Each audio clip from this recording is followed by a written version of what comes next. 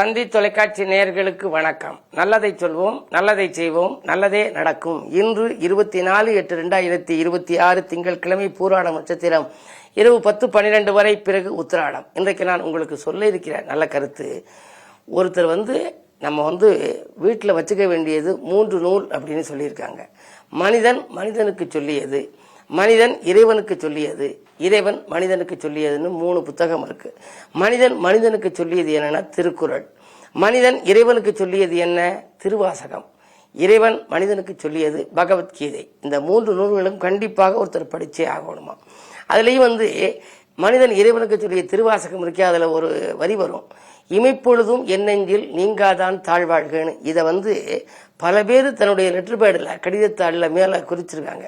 ஒவ்வொருத்தரும் ஒவ்வொரு கோட்பாடு. கண்ணதாசன் சொல்லுவார், நான் போற்றுபவர் போற்றட்டும், புழுதிவாரி தூற்றுபவர் தூற்றட்டும், தொடர்ந்து சொல்வேன் ஏற்றதொரு கருத்தை எனதுள்ளம் என்றால் எடுத்துரைப்பேன், எவர்வரனும் நெல்லேன் அஞ்சேன்னு போடுவார். அது மாதிரி இமைப்பொழுதும் என்னெஞ்சில் நீங்காதான் தாழ்வாழ்கன்னு சில பேர் எழுதியிருக்காங்க. அப்படி பட்ட அந்த இறைவனுடைய சொல் நம்ம தினம் கேட்கலாம்.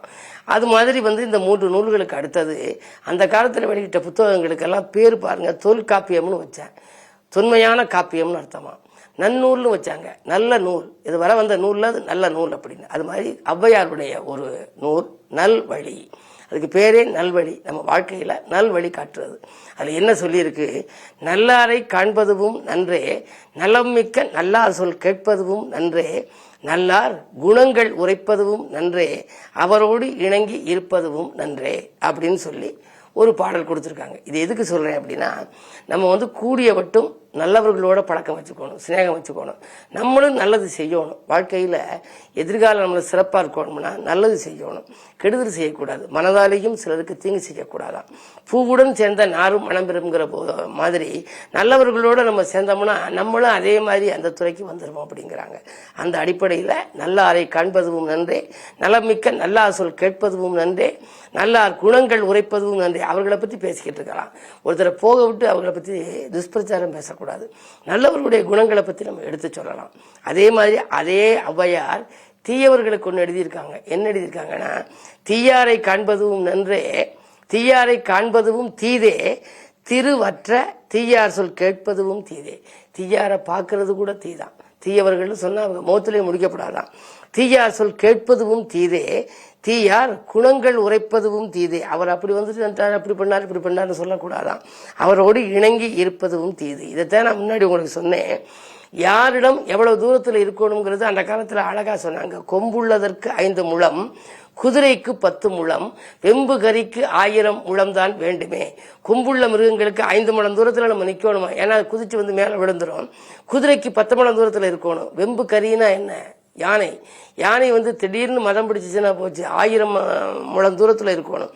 வெம்பு கரிக்கு 1000 முழம் தான் வேண்டுமே. அம்புவியில் தீங்கு செய் மானிடர்கண் தெரியாத தூரத்தில் ஈங்கிருந்தால் எல்லாம் நலம்ங்கிறேன். தீங்கு செய்யக்கூடிய மானிடர்கள் கண்ணுக்கு தெரியாத இடத்துல போய் இருக்கணும். அதைத்தான் ஔவையார் சொல்றா. தீயாரை காண்பதும் தீதே, திருவற்ற. திருவற்றன என்ன? இலக்குமியினுடைய அருள் அற்ற.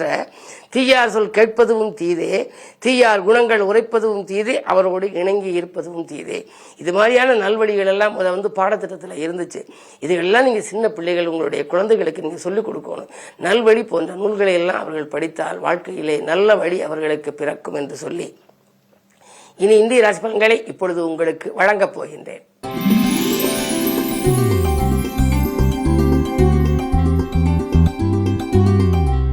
மேசராசி நேயர்களே, உங்களுக்கெல்லாம் இன்று முன்னேற்றம் கருதி எடுத்த முயற்சிகளிலே வெற்றி கிடைக்கின்ற நாள். முக்கிய புள்ளிகள் உங்கள் இல்லம் தேடி உதவிக்கரம் நீட்டுவார்கள். குரு நாளிலே இருப்பதனாலே சுகங்களும் சந்தோஷங்களும் உண்டு. பணவரவு திருப்திகரமாக இருக்கிறது. சாமர்த்தியமாக பேசி சமாளித்து விடுவீர்கள். 3லே செவ்வாய் இருப்பதனாலே உடன் இருப்பவர்கள் உங்களுக்கு உறுதுணையாக இருப்பார்கள். விலையுயர்ந்த பொருட்களை வாங்குவதிலே அதிக நாட்டம் செலுத்துவீர்கள். அதே நேரம் சொத்துக்களாலும் உங்களுக்கு லாபம் உண்டு, சொந்தங்களாலும் நன்மை உண்டு.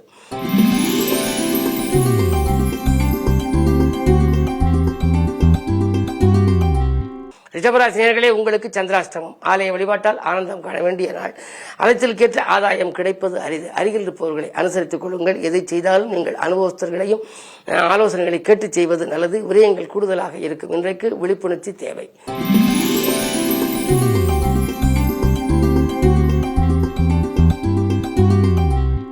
மிதுனராசினியர்களே, உங்களுக்கு ராசியிலேயே செவ்வாய் 11 அதிபதி என்பதனாலே பணவரவு திருப்திகரமாக இருக்கும். நீங்கள் கேட்ட இடத்தில் உதவிகளும் உங்களுக்கு கிடைக்கும். உடன்பிறப்புகளும் உடன் இருப்பவர்களும் உங்களுக்கு உறுதுணையாக இருப்பார்கள். உற்சாகம் உள்ளத்திலே குடிகொள்ளும். ஆரோக்கியம் சீராகி ஆனந்தப்படுத்தும். இன்று 10 சனி இருப்பதனாலே புதிதாக தொழில் தொடங்கலாமா என்று கூட நீங்கள் நினைப்பீர்கள். அதற்கு மாற்று இனத்தவர்களின் ஒத்துழைப்பு உங்களுக்கு கிடைக்கும்.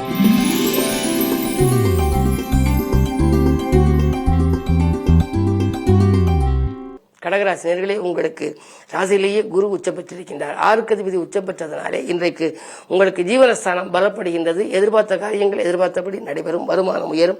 உத்தியோகத்தில் நீங்கள் எதை எதிர்பார்த்து காத்திருந்தீர்களோ, இலாகா மாற்றமோ அல்லது இடமாற்றமோ அல்லது ஊதிய உயர்வோ எதை எதிர்பார்த்திருந்தாலும் அந்த எதிர்பார்த்து காத்திருந்த அதற்குரிய பலன் இன்றைக்கு உங்களுக்கு கிடைக்கும். அது மட்டுமல்ல, அஷ்டமத்திலே ராகு மறைந்திருக்கின்றார். மறைந்த ராகுவால் நிறைந்த தனவரவு உண்டு. எனவே பொருளாதார பிரச்சனை அகலும். பணப்பிரச்சனை இல்லை என்று சொன்னாலே நாம் எதை செய்தால் இதை செய்ய வேண்டும் அதை செய்ய வேண்டும் என்ற எண்ணம் உங்களுக்கு வரலாம். இல்லத்திலும் உங்களுக்கு மங்கள ஓசை கேட்பதற்கான அறிகுறிகள் தென்படுகின்றன. குழந்தைகளின் கல்யாண கனவுகளை நனவாக்க எடுத்த முயற்சிகளிலும் வெற்றி கிடைக்கும். வரன்கள் வாயில் தேடி வரலாம்.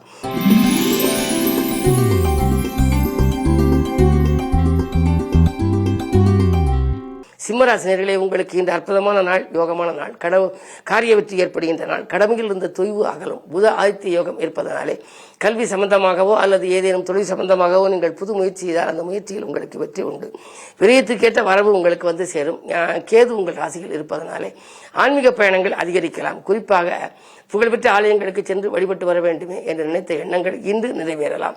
உத்தியோகத்தை பொறுத்தவரை உத்தியோகத்தில் உள்ளவர்கள் அதிலிருந்து விஆர்எஸ் பெற்றுக்கொண்டு வெளியில் வந்து சுயமாக தொழில் தொடங்கும் முயற்சியில் ஆர்வம் காட்டும் நாளாக இந்த நாள் அமைகின்றது.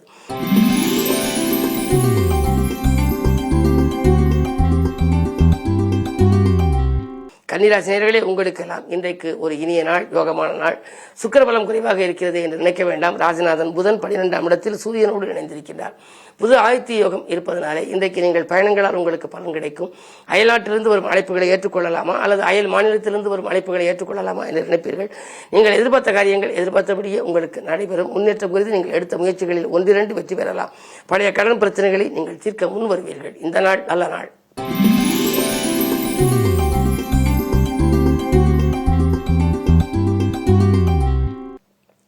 துலாம் ராசி நேயர்களே, உங்களுக்கெல்லாம் கனிவாக பேசி காரியங்களை சாதித்துக் கொள்ள வேண்டிய நாள். காற்றுள்ள போதே தூற்றிக்கொள் என்பதற்கேற்ப வாய்ப்பு வருகின்ற பொழுது அதை நீங்கள் உபயோகப்படுத்திக் கொள்ளுங்கள். பொது வாழ்விலே உங்களுக்கு புகழ் கூடும். புதிய ஒப்பந்தங்கள் அடுக்கடுக்காக வரலாம். சுப செய்திகள் வந்த வண்ணமாக இருக்கும்.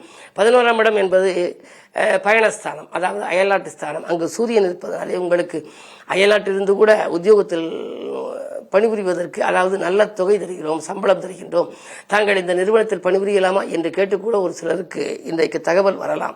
பொதுவாக இடமாற்றங்கள், ஊர் மாற்றங்கள், உத்தியோக மாற்றங்கள் போன்றவைகள் வருவதற்கான அறிகுறிகள் தென்படுகின்ற நாள். சுய ஜாதகம் பலமாக இருந்தால் அதை ஏற்றுக்கொள்வதில் தவறில்லை.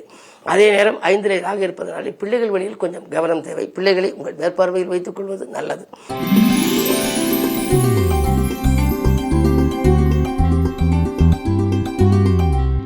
விருச்சிக ராசி நேயர்களே, உங்களுக்கு இன்றைக்கு வெற்றி செய்திகள் வீடு வந்து சேர்கின்ற நாள். வீடு மாற்றங்கள், இடமாற்றங்கள் பற்றி சிந்திப்பீர்கள். தொகை வரவு திருப்திகரமாகவே இருக்கின்றது. காரிய வெற்றி ஏற்படும். கடமை உணர்வோடு செயல்படுவீர்கள். புதிய பொறுப்புகளும் பதவிகளும் ஒரு சிலருக்கு வரலாம். குரு பார்வை இருப்பதனாலே கல்யாணம், காதுகுத்து விழா என்று ஏதாவது இல்லத்திலே மங்கள ஓசை கேட்க வேண்டும். அது மட்டுமல்ல, பெற்றோர்களின் மணி விழா, முத்து விழா போன்றவைகளும் நடைபெறலாம். புதிய கட்டிடம் கட்டி அதில் திறப்பு விழா செய்வது அல்லது வாடகை கட்டிடத்தில் நடைபெற்ற தொழிலை சொந்த கட்டிடத்துக்கு மாற்றுவது போன்றவற்றெல்லாம் நீங்கள் கவனம் செலுத்துவீர்கள். பொதுவாக பார்க்கும் குருவை பலப்படுத்த நீங்கள் குருவை வணங்க வேண்டும். இன்று வைஷ்ணவ ஏகாதசி என்பதனாலே இன்று பெருமாளையும் வணங்குவது நல்லது.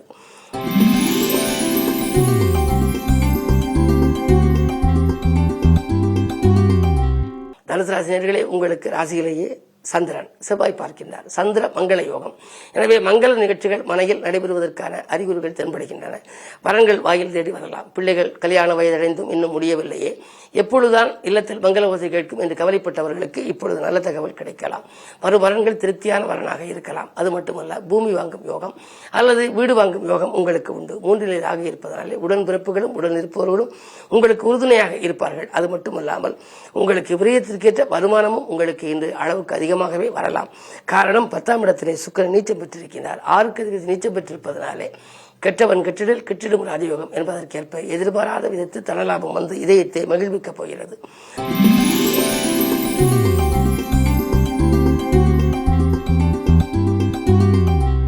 மகர ராசி நேயர்களே, உங்களுக்கு குரு பார்வை இருப்பதனாலே இன்று உத்தியோகத்தில் உங்களுக்கு மிக சிறப்பான பலன் கிடைக்கும். தொழில் உத்தியோகம் நீங்கள் எது எதிர்பார்த்திருந்தீர்களோ அது கிடைக்கும். செல்வந்தர்களின் ஒத்துழைப்பால் சிந்தை மகிழப் போகின்றீர்கள். அது மட்டுமல்ல, பணி நீக்கம் செய்யப்பட்டவர்களுக்கு மீண்டும் பணியில் சேரும் வாய்ப்பு உண்டு. ஓய்வு பெற்றவர்களுக்கு கூட மீண்டும் பணியில் சேரும் வாய்ப்பு கிடைக்கலாம்.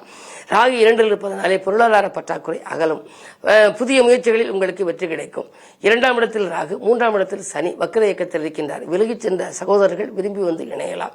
போட்டிகளுக்கு மத்தியில் உங்கள் முன்னேற்றம் சிறப்பாக இருக்கும்.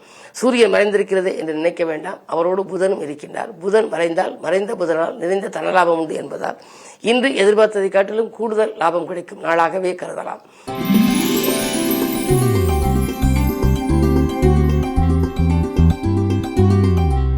கும்பராசி நேயர்களே, உங்களுக்கெல்லாம் இன்று ஜென்மத்தில் ராகுவை போல கொடுப்பாரும் இல்லை என்பார்கள்.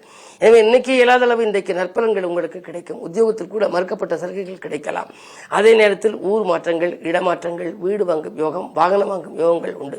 பழைய வாகனங்கள் பழுதாகி செலவு வைக்கிறதே, கொடுத்து விட்டு புதிது வாங்கலாமா என்று சிந்தித்தவர்களுக்கு அது கிடைக்கும். அது மட்டுமல்ல, கொள்கை பிடிப்போடும் நீங்கள் செயல்படுவீர்கள். குடும்பத்தில் நிலவிய குழப்பங்கள் அகலும். அயல்நாட்டிலிருந்து ஆதாயம் தரும் தகவல் உங்களுக்கு வரலாம். செவ்வாய் 5 இருப்பதனாலே பிள்ளைகளுக்கு வேலை கிடைத்து உதவி வருமானங்கள் கூட வரும் அளவுக்கு இந்த கிரக நிலைகள் இன்று சாதகமாக இருக்கிறது.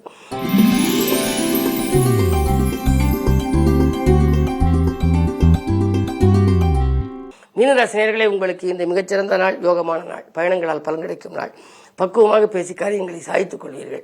மேலதிகாரிகள் உங்களுக்கு இணக்கமாக நடந்து கொள்வார்கள். கேட்ட சலுகைகளை கொடுப்பார்கள். பலன்கள் வாயில் தேடி வரலாம். வருங்கால நலன்கிறது நீங்கள் தீட்டிய திட்டங்கள் யாவிலும் உங்களுக்கு வெற்றி கிடைக்கும். விலகிச் சென்ற சொந்தங்கள் விரும்பி வந்து இணைவார்கள். 6லே சூரியன் இருப்பதனாலே அரசு வழி வேலைக்கு விண்ணப்பித்தவர்களுக்கு அது கைகூடலாம். என்ன இருந்தாலும் இன்று கிழமை திங்கள் ஏகாதசி என்பதனாலே இன்றைக்கு விஷ்ணு, இலக்குமி, அனுமன் வழிபாட்டை மேற்கொண்டால் உங்கள் விருப்பங்கள் நிறைவேறும். மேலும் விவரங்கள் அறிய தினத்தந்தி படியுங்கள்.